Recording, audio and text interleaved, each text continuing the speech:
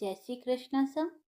देवसैनी एकादशी की आप सभी को हार्दिक शुभकामनाएं। आइए देवसैनी एकादशी की कथा सुनते हैं।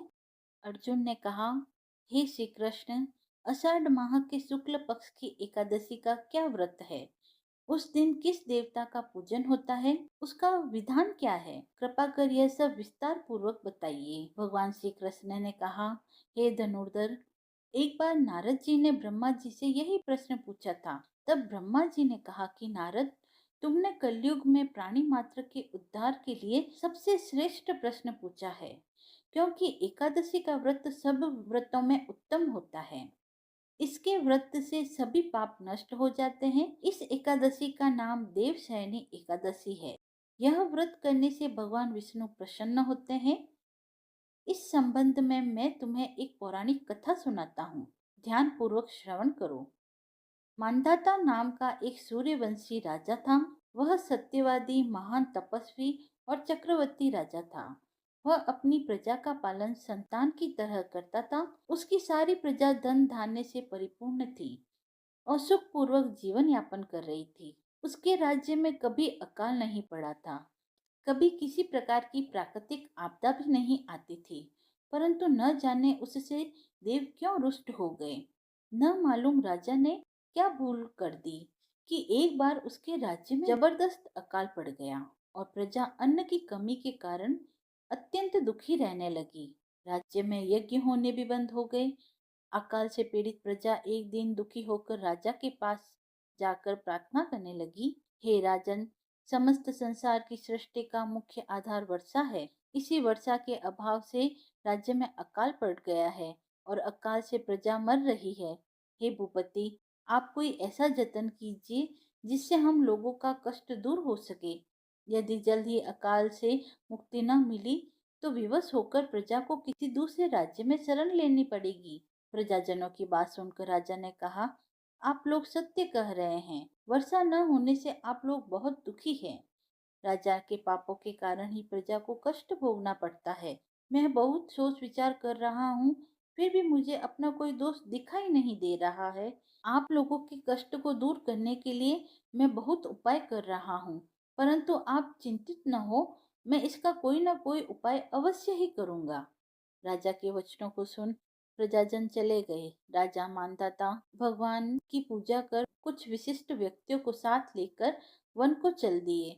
वहां पर ऋषि मुनियों के आश्रम में घूमते घूमते अंत में ब्रह्मा जी के मानस पुत्र अंगिरा ऋषि के आश्रम पर पहुंचे। रथ से उतरकर राजा आश्रम में चला गया। वहां ऋषि अभी नित्य कर्म से निवृत्त ही हुए थे कि राजा ने उनके सम्मुख पहुंचकर उन्हें प्रणाम किया।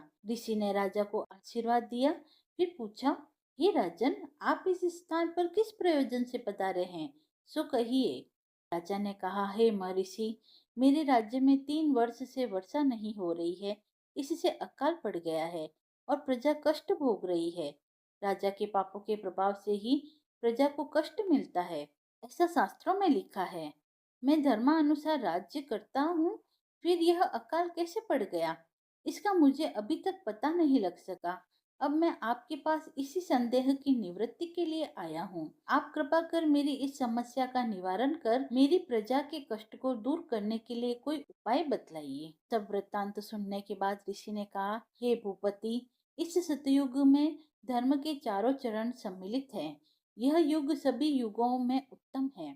इस युग में केवल ब्राह्मणों को ही तप करने तथा वेद पढ़ने का अधिकार है, किंतु आपके राज्य में एक शूद्र तप कर रहा है। इसी दोष के कारण आपके राज्य में वर्षा नहीं हो रही। यदि आप प्रजा का कल्याण चाहते हैं तो शीघ्र ही इस शूद्र का वध करवा दें। जब तक आप यह कार्य नहीं कर लेते तब तक आपका राज्य अकाल की पीड़ा से मुक्त नहीं हो सकता। ऋषि के वचन सुन राजा ने कहा, हे मुनि श्रेष्ठ, मैं उस निरपराध तप करने वाले शूद्र को नहीं मार सकता। किसी निर्दोष मनुष्य को घात पहुंचाना मेरे नियम के विरुद्ध है और मेरी आत्मा इसे किसी भी स्थिति में स्वीकार नहीं करेगी। आप इस दोष से मुक्ति का कोई दूसरा उपाय बतलाइए। राजा को विचलित जान ऋषि ने कहा, हे राजन, यदि आप ऐसा ही चाहते हैं तो आषाढ़ माह के शुक्ल पक्ष की देवशयनी नाम की एकादशी का विधान पूर्वक व्रत करें। इस व्रत के प्रभाव से तुम्हारे राज्य में वर्षा होगी और प्रजा भी पूर्व की भांति सुखी हो जाएगी, क्योंकि इस एकादशी का व्रत सिद्धियों को देने वाला है और कष्टों से मुक्ति दिलाने वाला है। ऋषि के इन वचनों को सुनकर राजा अपने नगर वापस आ गया और विधान पूर्वक देवशयनी एकादशी का व्रत किया। इस व्रत के प्रभाव से राज्य में अच्छी वर्षा हुई और प्रजा को अकाल से मुक्ति मिली। इस एकादशी को पद्मा एकादशी भी कहा जाता है। इस व्रत के करने से भगवान विष्णु प्रसन्न होते हैं, अतः मोक्ष की इच्छा रखने वाले मनुष्यों को इस एकादशी का व्रत करना चाहिए। चातुर्मास व्रत भी इसी एकादशी के व्रत से आरंभ होता है। कथा समाप्त हुई। यदि आपको कथा पसंद आई हो तो आप मेरे चैनल को लाइक, शेयर एंड सब्सक्राइब करें। धन्यवाद।